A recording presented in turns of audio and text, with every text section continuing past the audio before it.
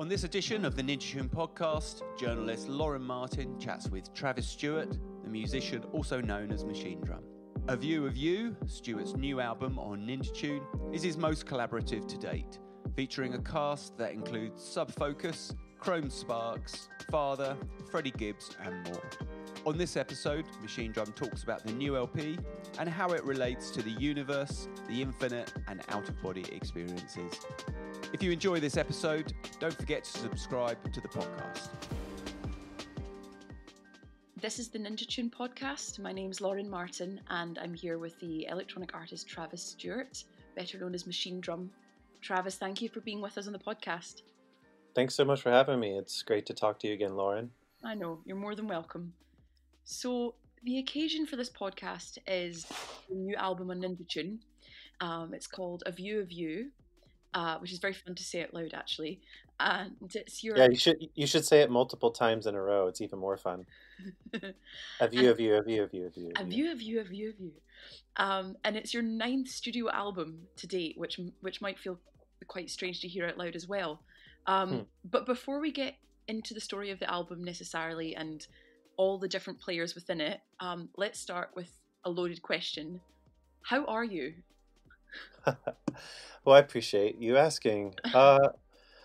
Considering everything that's going on in the world, I'm actually doing the best I've ever been. I feel like I've been on a journey in the past couple of years trying to become more aware of certain thought patterns and behaviors and things like that have been kind of holding me back and have been going at them and trying to figure out like where they come from and doing a lot of cognitive behavioral kind of techniques that are integrated into meditation that have actually been causing quite big changes in my life and caused me to be a lot more present, a lot more focused and aware, and just very connected to the present moment. Whereas I think in the past, my head has been very stuck in the past or very anxious about the future. And I'm just so thankful that I was kind of already going through this sort of transformation before everything went down in the world. So what spurred on this transformation for you? Was there something in particular that happened, or? There was definitely several events that came together. Nothing huge. I'm very fortunate because a lot of people go through these similar kind of changes whenever a huge traumatic event has happened to them or something like that. But for me, it was more just me recognizing certain relationships breaking down, or, a big one was just how I was noticing communication breakdowns between me and my wife, and how I was being a bit too reactionary. And I also noticed this in my professional relationships and how I was reacting to emails that would come in, or any sort of thing that would initially spark some sort of discomfort. I would instantly react to it rather than taking a moment and thinking about, okay, why do I feel this way? Where's this anger coming from? Is it them, or is it just that I'm frustrated about like my day? And just having that kind of awareness has changed everything. I mean, even the way I interact with people on social media has completely changed. I used to get very triggered by criticisms or random trolling or what have you. And I've noticed just in me changing this behavior, I'm not even receiving that same kind of trolling attention anymore, because maybe people thought that I was an easy target as I made myself that way. And so it was just all kinds of little micro events that were happening that as I started to really think about it, I just noticed that they were holding me back and not allowing me to grow as much as I could, not only as a person but also as an artist. Mm, mm. You you strike me as quite a spiritual person. Is that fair to say?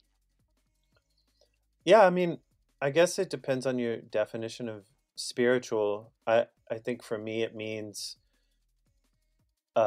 getting more connected with a deeper purpose and yeah, just that general building of self-awareness and becoming more connected to a universal consciousness where you start to realize how everyone and everything is connected as opposed to being so separated all the time. So in that way, yes, I'm definitely becoming more spiritual. Mm.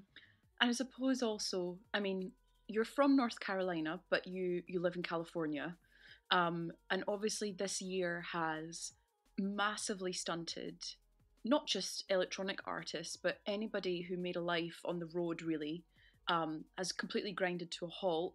How have you found being in one place for a considerable amount of time as opposed to always being touring and thinking just about the next show and how you're going to manage that? Yeah, it's interesting because um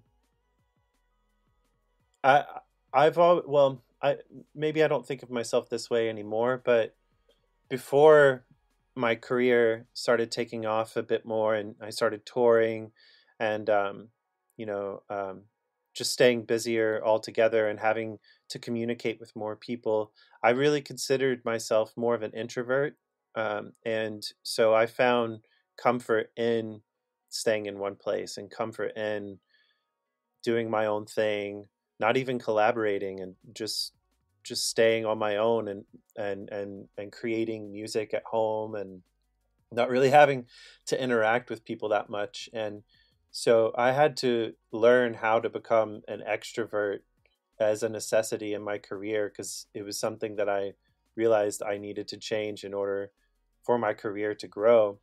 And so really this time has come seem very comfortable to me in a way that it's not very unfamiliar, as well as the fact that I had more or less made plans this year to take it easy on the touring and focus on some studio projects such as finishing the album, doing some remixes, producing for different artists, as well as starting my first jump into scoring, which took up most of my summer. I was scoring a German TV show that should be airing in the coming months. But so yeah, just to sum it up, I've gone from being an introvert into learning how to become an extrovert back into my comfort zone of being an introvert for the past however many months. 6 months, is it? 7 months? Jesus. I know we completely bypassed an entire year almost quite quickly it seems.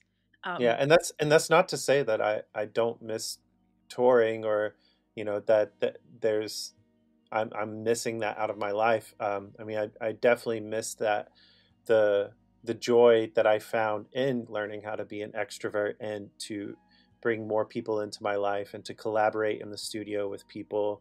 I mean, that has been a big change. Is the lack of collaborations. Just before um, the pandemic had began, I had spent the previous year or two opening up to collaborating in studio sessions with artists I had never met before. And the first time I would meet them was them coming into my studio or me going to a different studio and us working together, which was really a big achievement for me, coming from that introverted background. And just as I started to get very comfortable with that, all the sessions stopped, all the touring stopped, all the meeting new people became a no.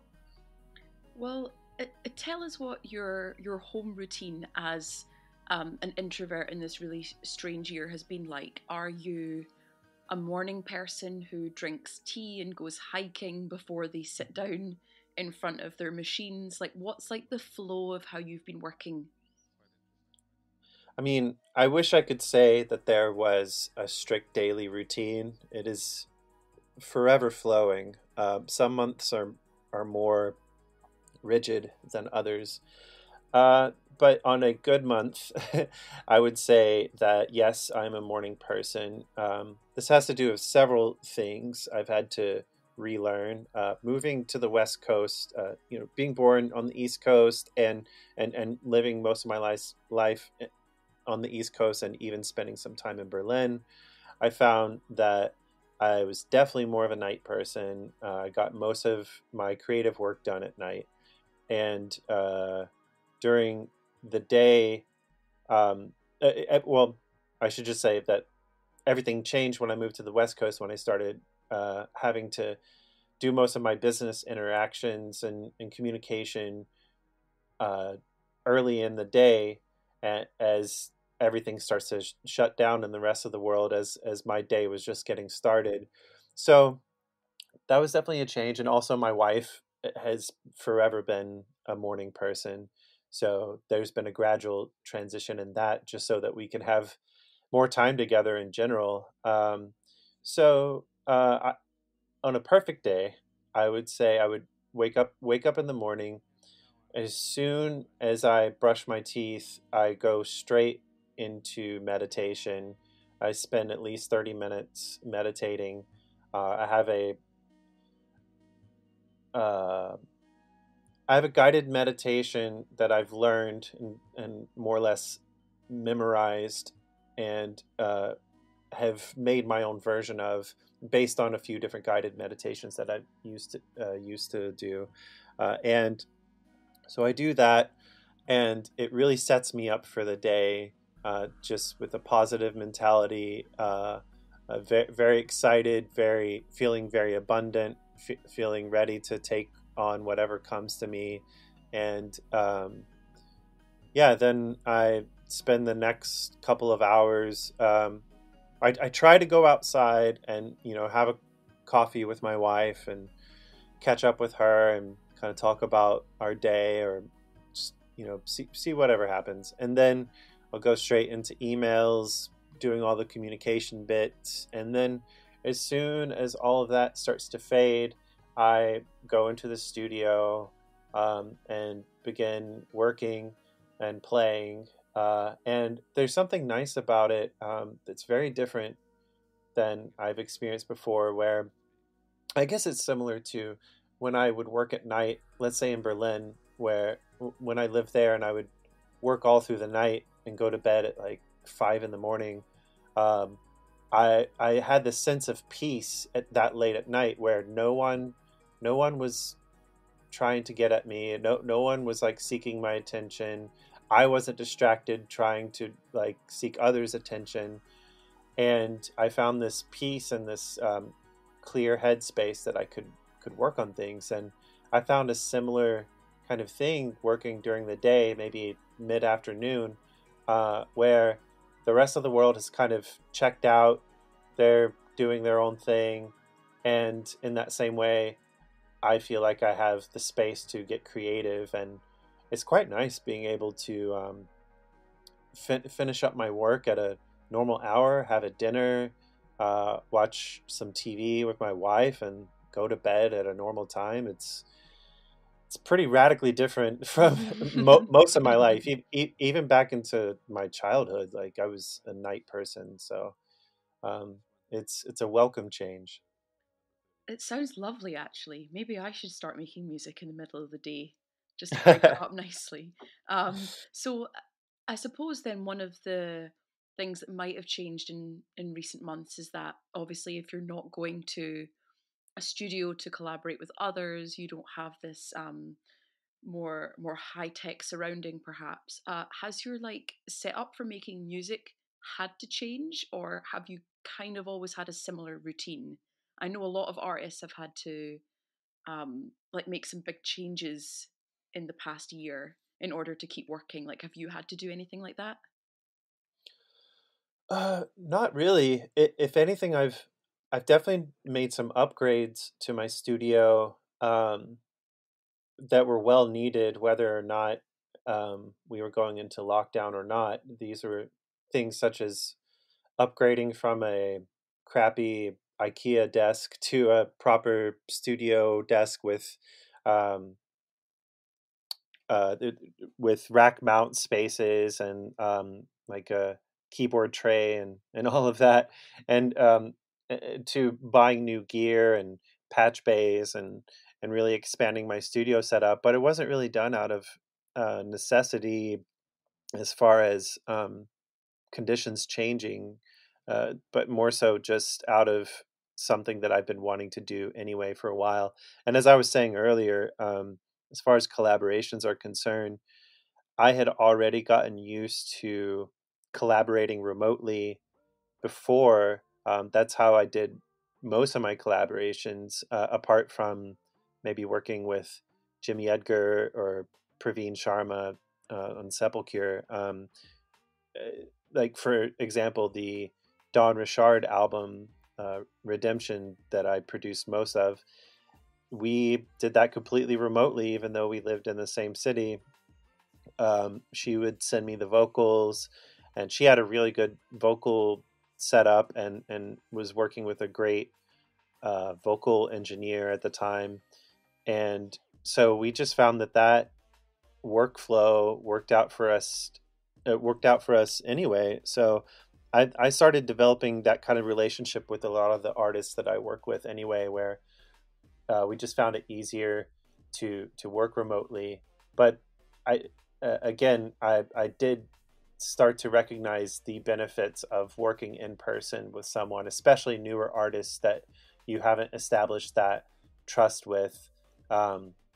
And so that has been a bit difficult, and I haven't exactly figured out how to navigate that, apart from just trying to establish a decent line of communication through emails and maybe doing some face chats here and there where we can, you know, get to know each other, because that's what I would do in a normal studio session situation. Usually the first hour to 2 hours of a session with a new artist is mostly conversation and getting to know each other, so that we can find that common ground and flow of communication and connection, which I think is really important in a studio session, or just a collaboration in general.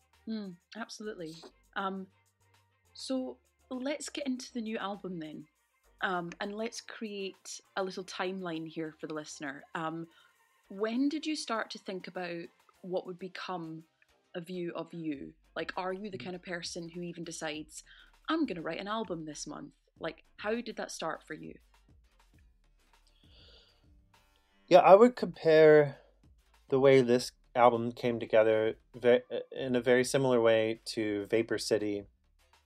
Vapor City was was not a conscious effort as far as coming up with a concept, executing it, writing the music, and making sure it all fell in line with this same sort of concept, and then releasing it. That was more so the vibe of Human Energy, where I decided, okay, I'm going to give myself 3 months. I have this general idea of sonically what it's going to sound like, thematically what it's going to sound like. But yeah, for Vapor City and for A View of You, I found myself sitting on hundreds of tracks and no idea what to do with all of them. And yeah, so it was more or less a combination of working alongside um, the great A&Rs at Ninja Tune, as well as just finding a new appreciation for a lot of my older work on my own, to figure out which songs were the strongest out of this pretty immense body of work, spanning nearly 8 years. I mean, the oldest track on the album was made in 2012, A Year Too Young, which is the last track on the album. And yeah, and that sparked this theme of like the title of View of You has to do with separating the subjective perspective of your music when and switching into finding a way to switch to a more objective perspective when considering a body of work and listening to it in a different way, listening to it as if it's the first time you're listening to it, and finding different ways to do that. And yeah, so that's more or less how the album came together. I was actually going to ask, in the album title, like, who is you? Like, is the album addressed to yourself or someone else, or, you know, a moment within like the performance or the writing of music where there's like some clarity? But that's really interesting. I would not, having listened to the album, thought that all of those tracks could have been made in such like a vast period of time. That's actually quite surprised me, which I suppose speaks quite highly of the album, in that it doesn't sound like an old scrapbook. You know, there's a lot of continuity there. So I'm actually really surprised that it's been years between tracks. I suppose then one of the things that really strikes me about the album is that this is, I mean, easily the most number of featured artists on a Machinedrum album yet, right? I mean, 8 of the 11 tracks have a collaborator on there with you named. So in the sense then, it's not that you sat down to write A View of You with like a hit list of artists that you've always wanted to work with and it all came together for one record. This is like maybe like your favorite collaborations over the years. Is that how you would describe it? I wouldn't necessarily describe it that way. Some of the collaborations happened earlier on, or a lot of them came together last minute, where I thought some of the beats deserved a vocalist, you know, that they had space for a vocal. And so I, in the last few months of the album creation and even mixing process, I was working with a lot of different vocalists, trying to create the best thing possible. So it wasn't necessarily that the collaborations happened over those many years, except for, you know, some of the producer collabs, like the track with Monopoly and Chrome Sparks. Those were definitely more of a thing that happened like in the past that kind of came together over time. But a lot of the vocals came together within the past few months of like just up until the mastering. Yeah. So tell me about a collaboration that happened on this album that was very new in the making of the album, not something that was happening a while ago. What's like the freshest one in your mind that you enjoyed working on? I would have to say that would be with Tigran Hamasyan. I've been a huge fan of his for years. I remember hearing his music on Giles Peterson's show, maybe about 2015 or 16, and becoming instantly obsessed with his music and following him ever since. And I think I just blindly reached out, even on Twitter, I think, asking the gods to provide me with some form of contact with Tigran. And my good friend Alfred Daedalus responded and put me in touch with some people that got me in contact with him. And it took a few months, but we finally were able to set up a session just in the nick of time too. We ended up working together in February of this year, and he came over to my studio.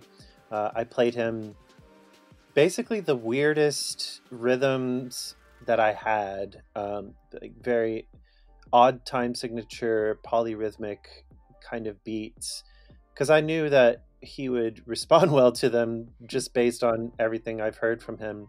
And sure enough, he did, and instantly started coming up with ideas and improvising on the piano. And a lot of his first takes would end up being amazing, and we would just keep that. And I believe the beat for Sleepy Pietro was probably the third beat that I played him, and we spent the longest time on it, and we're definitely convinced that this was going to be the song that we needed to focus on.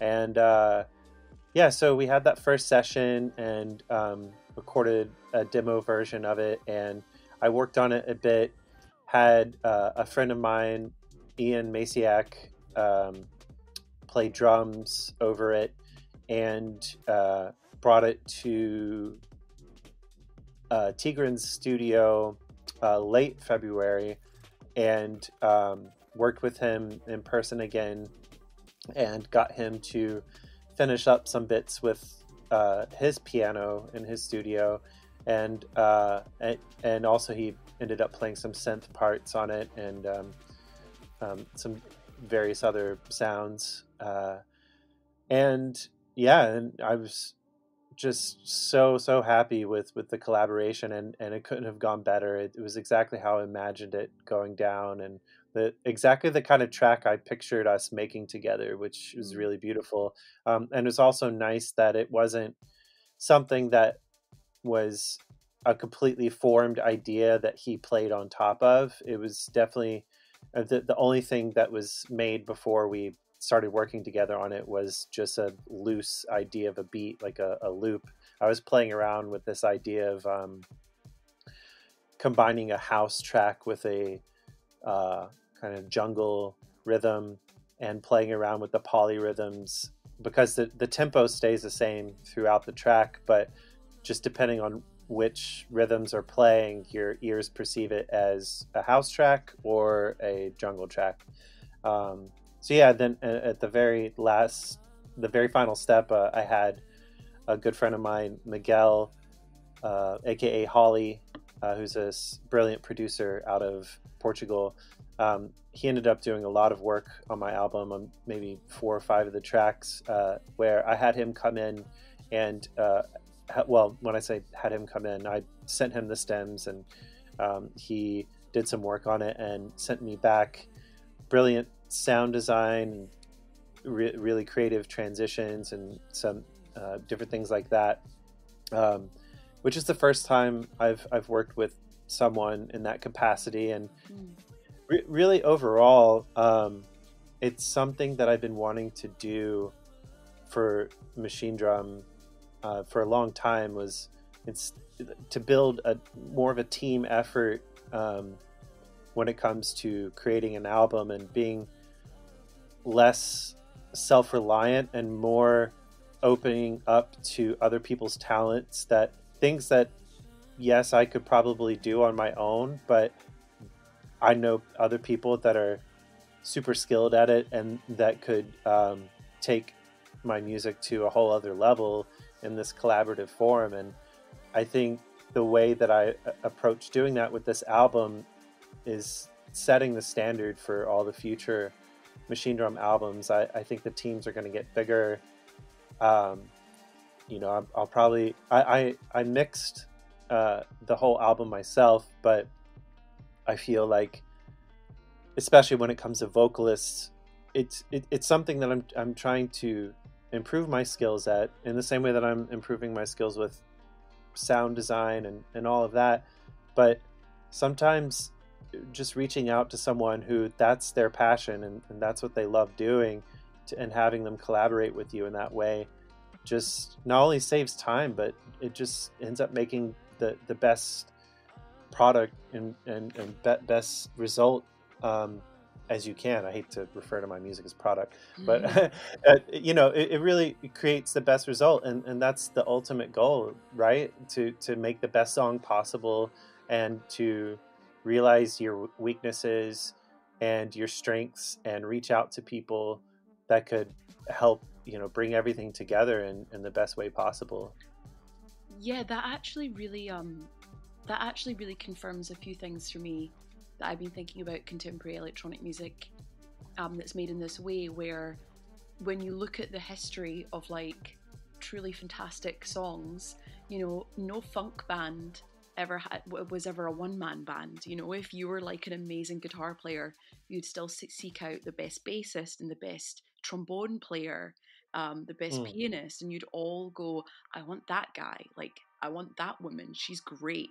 So like, and electronic music has often been this very individualistic exercise. Either somebody will be like the best known producer or DJ within a crew, like a Metalheads or an Underground Resistance, or it would be something very almost quite lonely, and quite a lot expected of one person.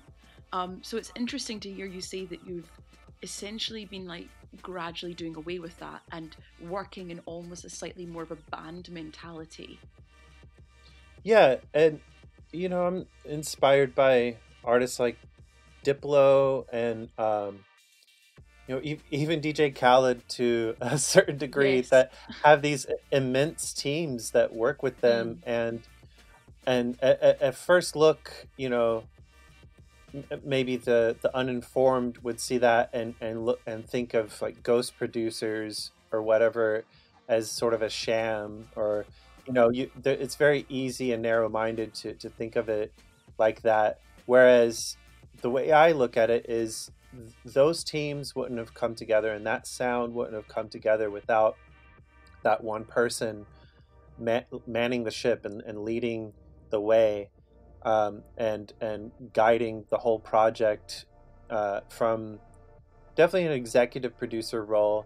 But that's not to say that people like Diplo and Khaled wouldn't be able to work their way around producing a track on their own. Absolutely they would, and the same goes for me and most other people that are approaching bigger production projects like this. I think it's important to reach out, and I mean, all the greatest things, even outside of music, have never come from just one person. It's always like a group effort, a team effort of like-minded people that all have the same vision and are guiding towards that together.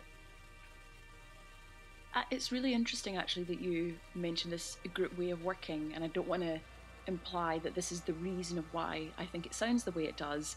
But when I think about your most recent past albums, like, I see you gravitating towards quite intricate, really high-tempo styles of dance music. So Rooms had a really post-dubstep and like juke feel to it, and then Vapor City was very much almost combining footwork. And within those styles, even though they were very intricate and high energy, they always took care to emphasize space, and chances to breathe, letting the sound unravel around you rather than it necessarily feeling like a full force assault on the floor, And I wonder, on A View of You, among the breaks and the headier patterns that are there, I'm hearing not just the emphasis of space and breath, but like a real tenderness that comes across. There's like, I almost didn't want to call parts of it like liquid or ambient, but there is like a gentleness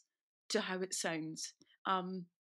Is that something you were quite cognizant of when you were making it, having it, how do I explore these styles that I've always worked with, but kind of in this slightly glossier, tender kind of framing? I think that has to do with several different things. One of those, that tempo-wise,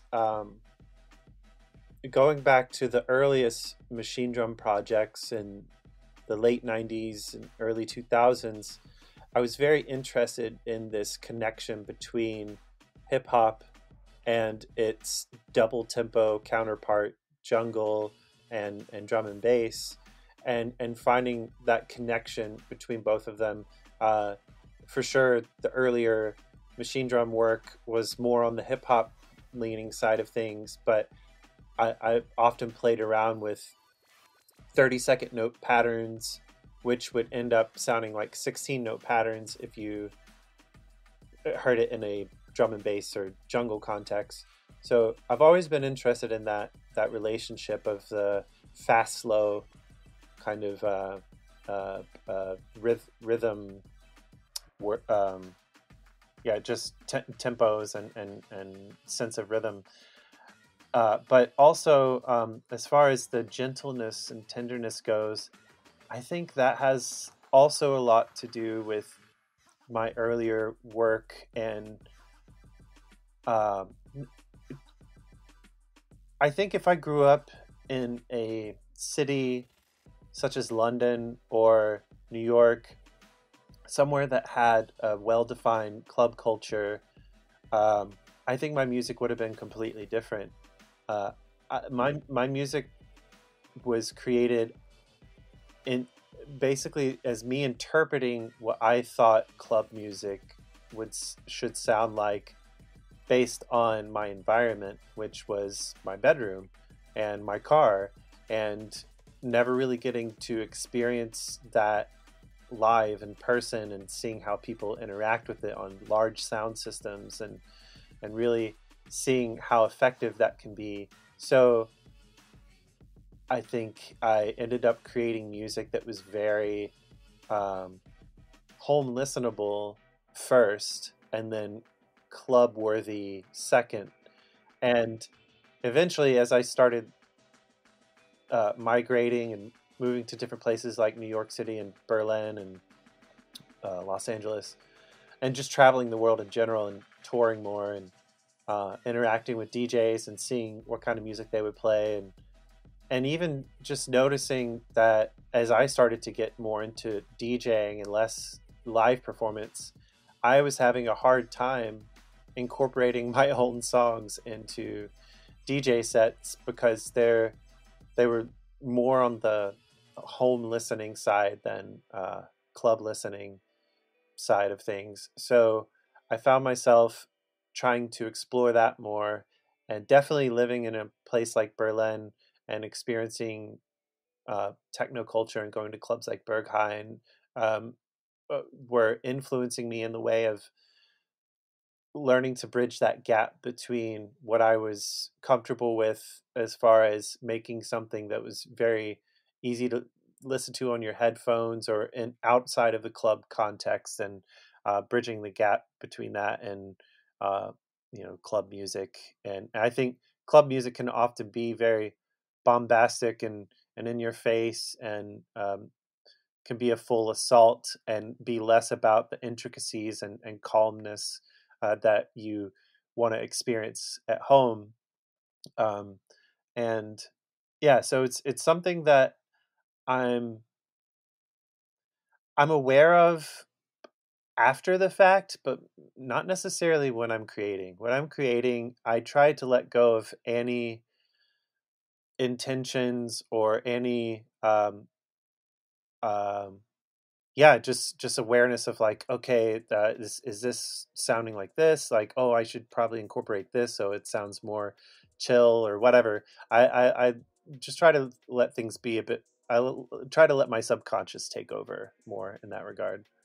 I actually really like that explanation and that way of thinking, because so many people, so many artists who work within a higher tempo, more intricate music that's specifically designed for the club, and have grown up in club culture, when it comes to writing an album and recording it, and having it be a single piece of work, often might struggle to figure out how to navigate making club music for an album without doing an injustice to what makes their music interesting in the first place, which can often be that sense of assault, that sensory overload. And I think you've managed to avoid that problem by being, historically an album artist that gradually got into club culture from the outside in. So that actually really explains a lot, because it feels, I thought to myself, like, how would I do an elevator pitch for this record? And it's like, it feels like a hip hop album made by big kid who loves drum and bass, but likes listening to drum and bass on a beanbag in their house. That's it. You did it. Can I steal that? Yes.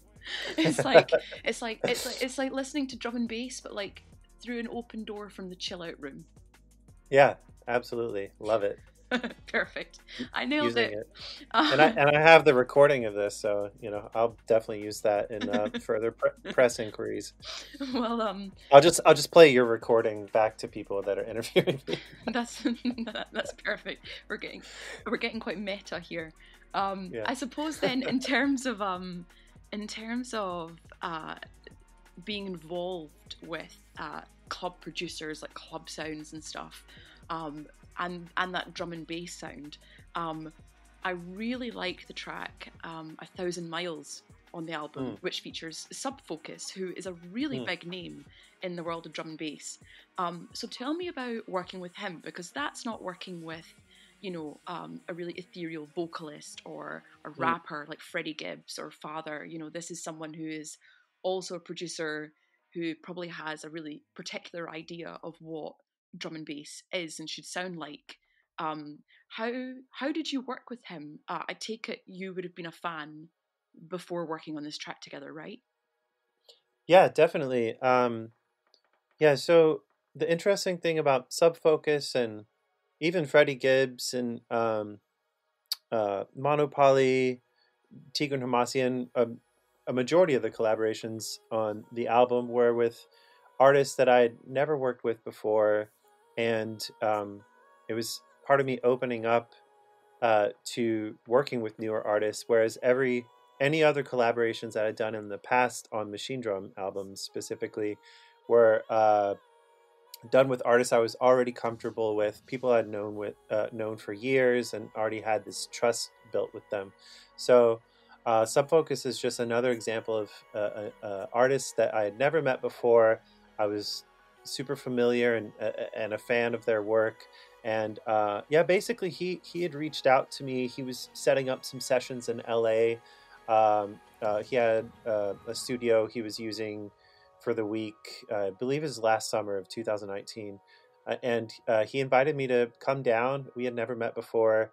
And so, again, spent the first hour or so sitting in the little kitchen area of the studio, just chatting and talking about music and what we were into, what we were working on, talking about life in general, what I liked about LA, and all that jazz. And then we got to working together, and we basically we set up.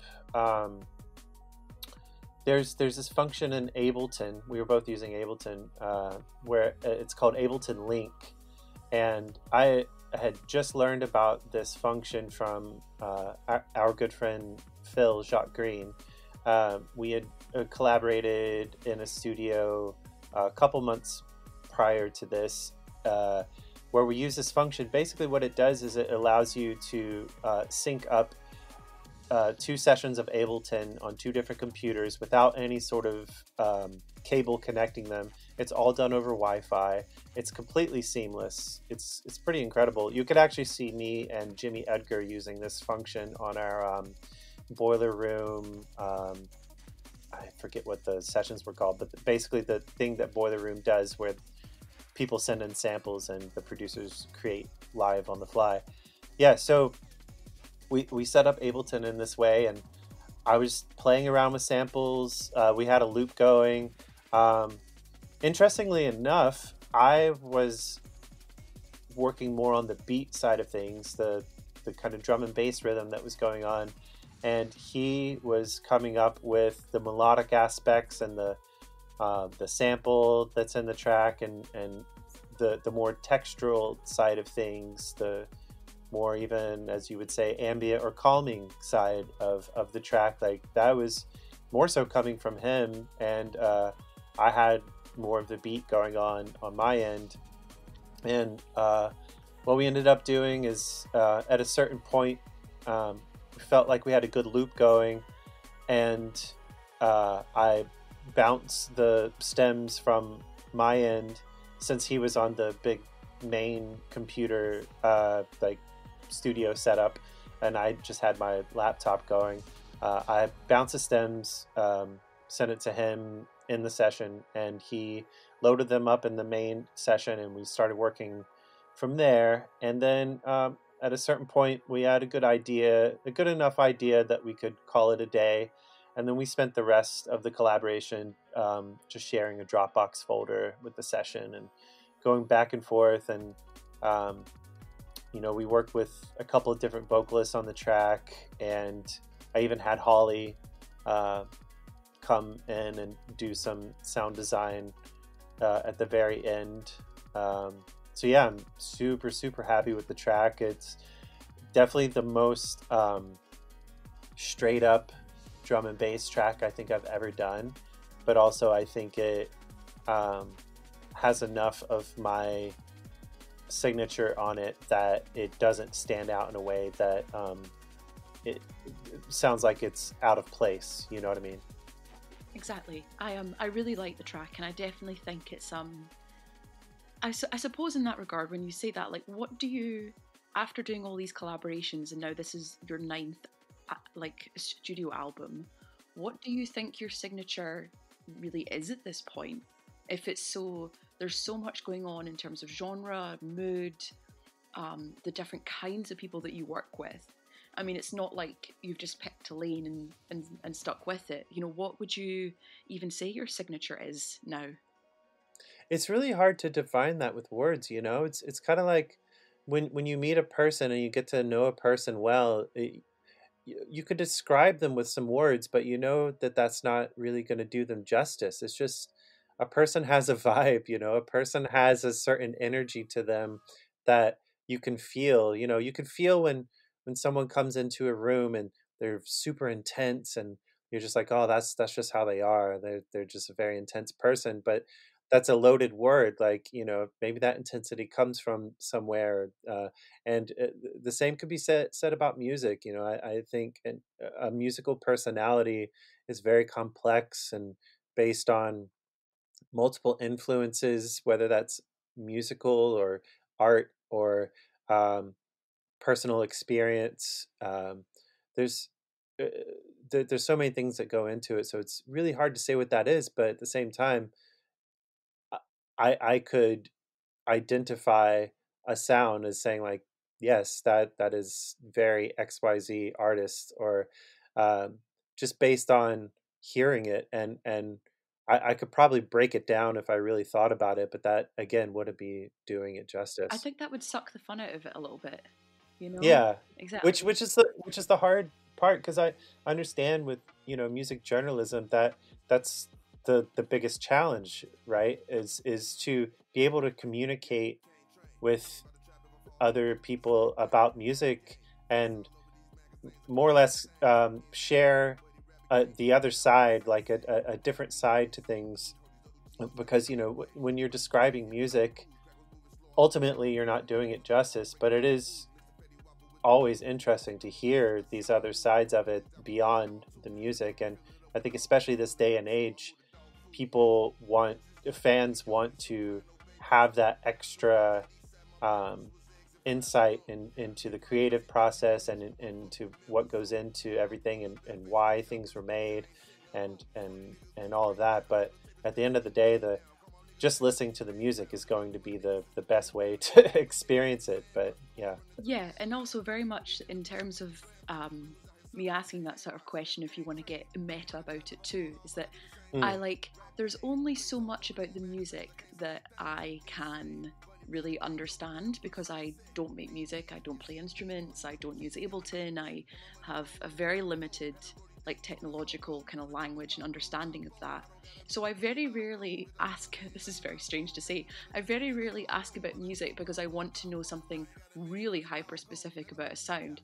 I'm really asking because I want to know what kind of person made it and in what conditions did they make it. And it's more about, I'm more interested in you, frankly, sometimes than some of the nuts and bolts of the music you make. But the two go back and forth so closely, especially for people who really care about what they do. When they talk about their music, they are talking about themselves. Right. So it's a very Yeah, it's a funny little spider web to crawl around in sometimes. Um, Mm. I suppose then, now that the album is made, it's all put together, there's artwork, it's a real thing, it's an entity. Um, One of the things I always wonder is, once it's finally out in the world and you were perhaps going to perform it live, tour it, and at least play it to other people, even if there's not going to be a specific live show. Um, there's going to be pretty limited like human reaction to this new album this year, at least in like the coming immediate months. Have you thought about that since finishing it, the fact that you might not be able to interact with like your audience in the same way with this record? Absolutely. And, it's something I've been trying to figure out how to navigate and come up with different ways that get as close as possible to recreating those same kind of experiences, whether that's through interactive live performances. I think maybe the closest thing we have going now is our platforms like Twitch, where you have the live chat going and seeing people responding in real time to whatever you're playing. But there's obviously that human energy. Not to use an old album name, there is that aspect missing from it, where you literally feel it in the room. You feel that connection. You feel like a communication going back and forth between the people that are there, and it's so much more visceral.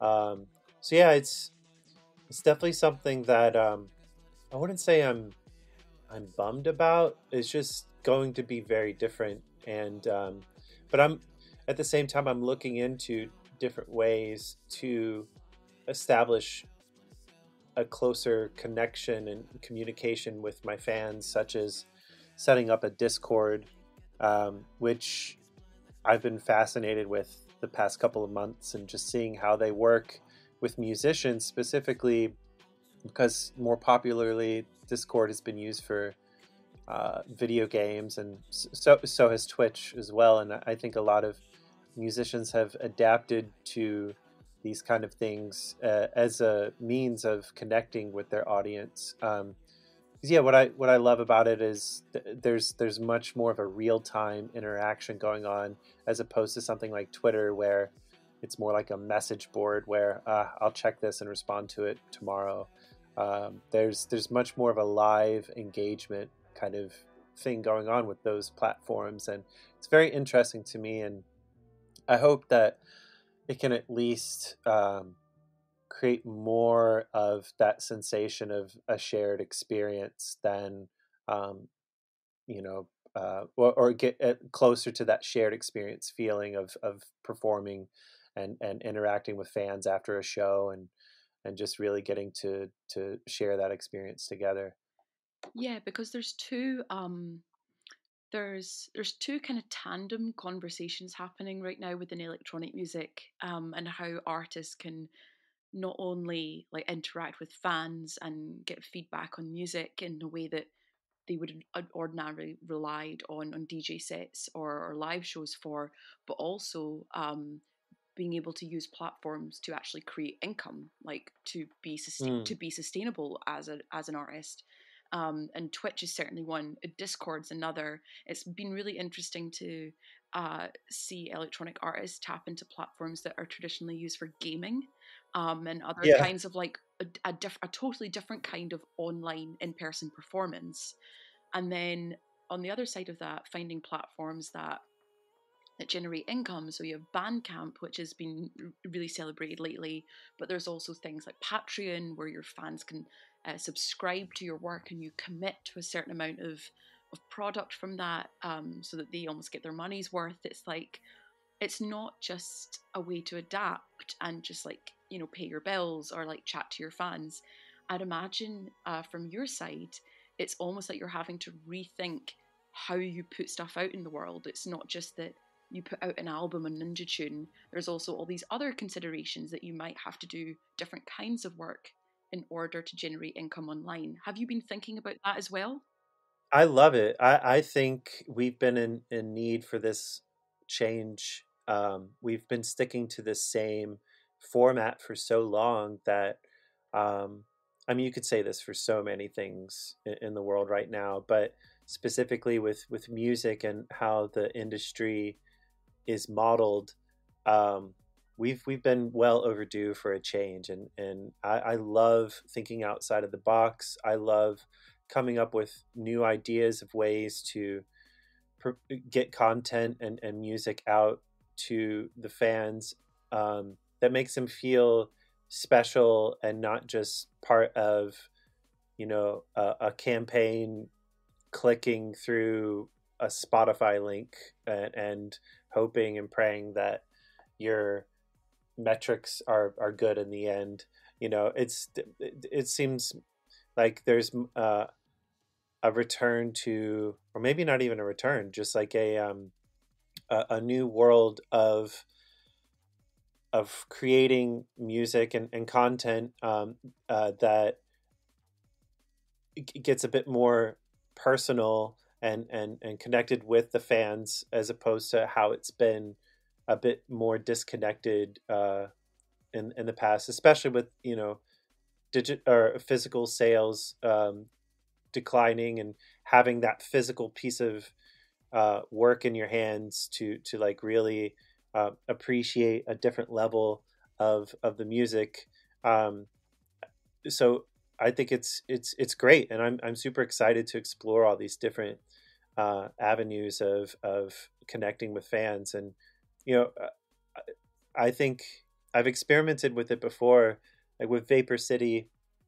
I had the Vapor City Citizen program, where it was basically just a glorified email list where people would sign up and get exclusive content every month, that were based on different districts of Vapor City, which those districts represented different tracks on the album, and each all the content was basically would be exclusive remixes from those songs, or unreleased tracks that I thought belonged in that same sonic world as they did, and additionally bonus artwork, videos, all kinds of things like that. And I really had so much fun doing that.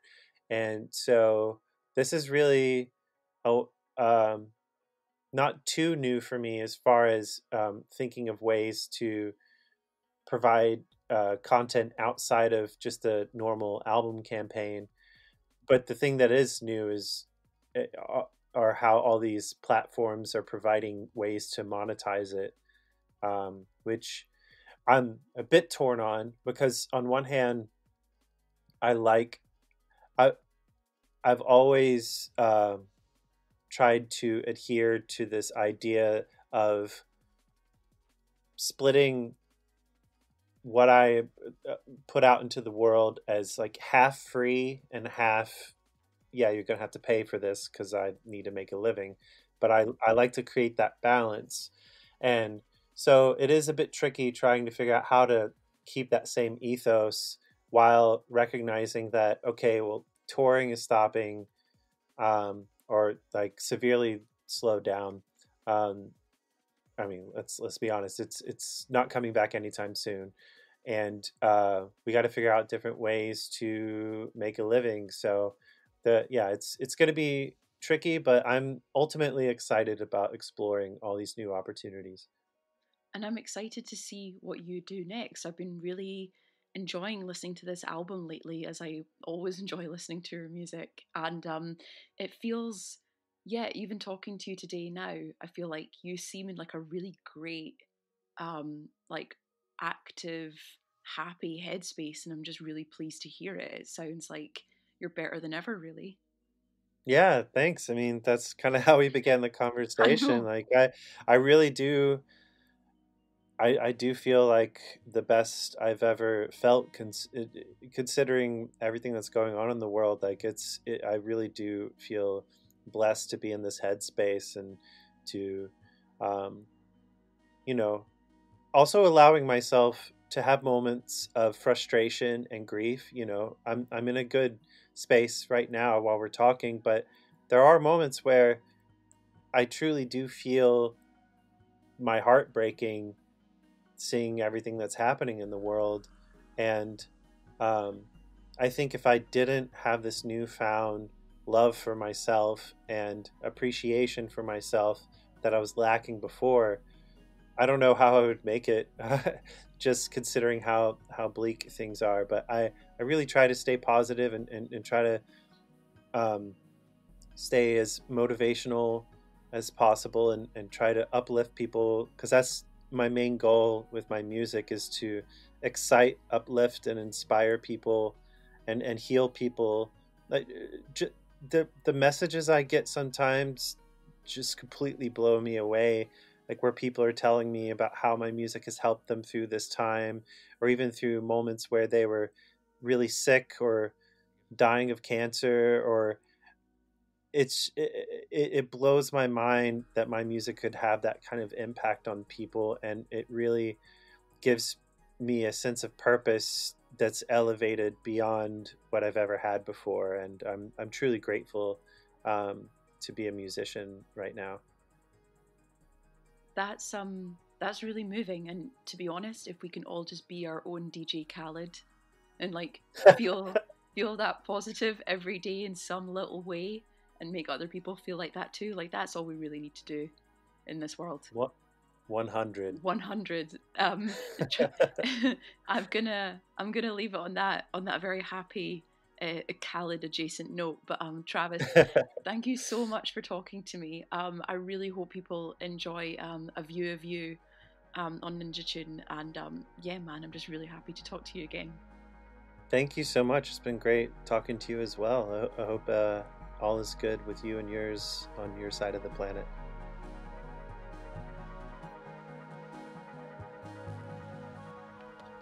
Going to write up this one that I just had